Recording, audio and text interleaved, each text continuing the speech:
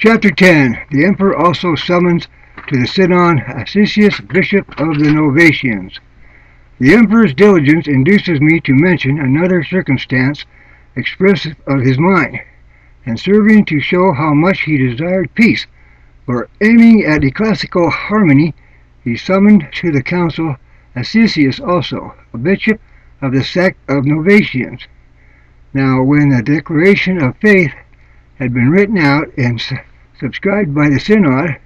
the emperor asked Acicius whether he would also agree to this creed to the settlement of the day on which Easter should be observed. He replied, "The synod has determined nothing new, my prince, for thus heretofore, even from the beginning, from the times of the apostles, I traditionally received the definition of the faith, and at the time of the celebration of Easter."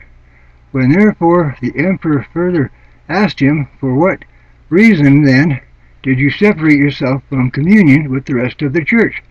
He related what had taken place during the persecution under Decius,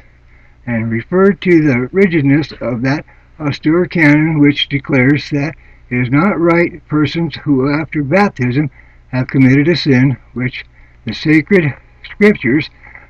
nominated a sin unto death, to be considered worthy of participation in the sacraments, that they should indeed be exhorted to repentance, but were not to expect remission from the priest, but from God, who is able to and has authority to forgive sins. When Acicius had thus spoken, the emperor said to him,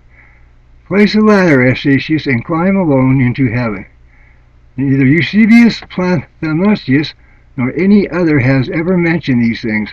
but I heard from them from a man by no means prone to falsehood, who was very old, and simply stated what has taken place in the council in the course of a narrative, from which I conjecture that those who have passed by this occurrence in silence were actuated by motives which have influenced many other historians, for they frequently suppress important facts, either from prejudice against one or partially towards others."